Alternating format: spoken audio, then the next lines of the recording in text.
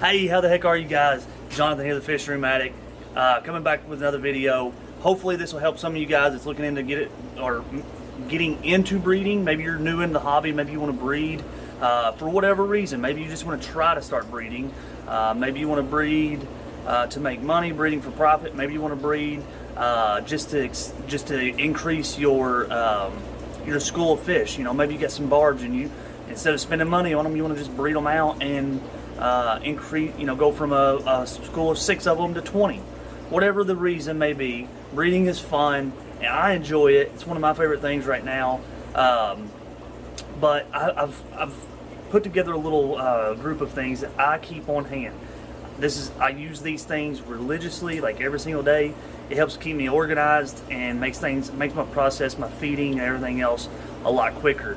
One of the hardest parts about raising one of the hardest things about breeding is getting them to hatch and raising them up. That's probably the hardest part about it.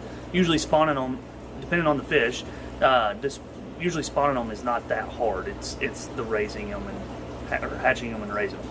So I'm gonna spin this camera around. All right, so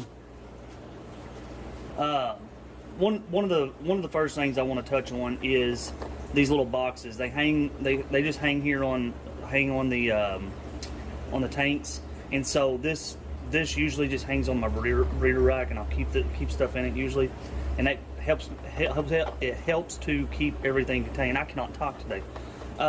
So a specimen container is a great little toolbox for you. Obviously, if you ever need to use it, it's there to use as well. But I have found this really works well. Usually, I would hang a flashlight on it too, but I cannot keep up the little ones, so I use a big one. So one of the first things you're going to want is a flashlight. I use this one, like I said, because I can't keep up with the little ones, and it's kind of hard to miss the big blue flashlight laying around. So I've definitely kept this one longer than any other flashlight just because it's so big and bulky. That's personal preference, whatever. Like I said, that's why I use a big one. But again, going back, so specimen container, flashlight.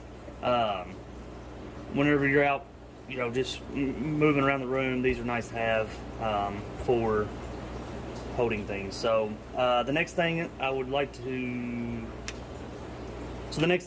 would say would be the Methylene Blue. I don't use this a ton. Like any of my barbs, none of my barbs, I don't really use this for barbs at all. They tend to hatch rather quickly.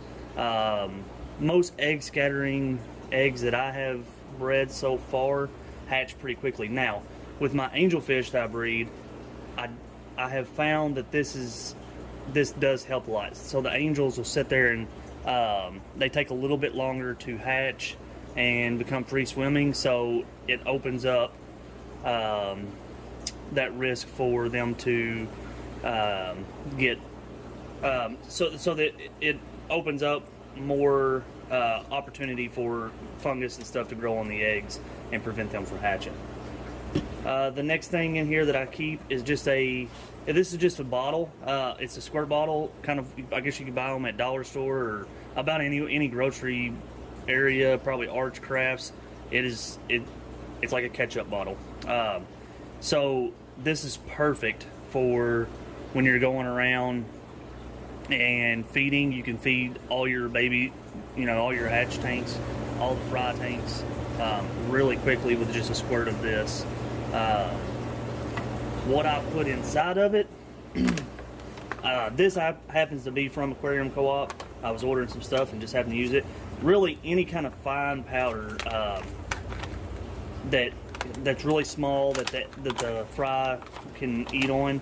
As you can see, I mean, it's tiny. It's very small food. It's probably the next step up. So this would be once they're free swimming, they're actively eating pretty good. They're actually searching out food when you put it in. Before that, whenever they're really tiny, this again depends on what you're breeding. Especially egg scatterers, anything that's gonna start off really, really small with tiny mouths. I use this Micron Nature Fry Food. It's literally just a small powder. I don't know if the camera will pick that up or not, but It is a very fine micro powder. And so this is really good for just feeding that small, tiny mouth baby fry. So as you can tell, I've just got I got a little glass that's been out here for a while, and I pour them off into that. I don't worry about rinsing them with fresh water or anything. It's salt water. I have plenty of plants in mine. So even if the nitrates are a little bit high in that, the plants consume that. So that's what I do. I've never had an issue with ammonia or anything like that by doing that. So works for me. The last thing I've got here is just these pipettes. If you do not have pipettes, these are amazing. I keep these around. They're great for, if you got angel eggs that are getting white fungus on them or anything.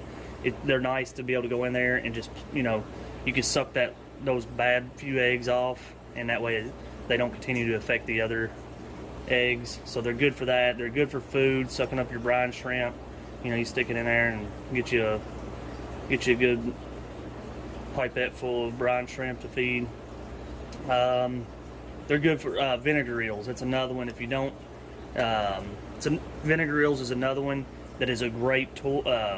Food to have. I don't have any up here right now, but vinegar eels is great. I feed a lot of those to the smallmouth fish as well. So anyways, that is primarily it. I've got every now and then you're going to need a few other things, but this right here is my go-to system.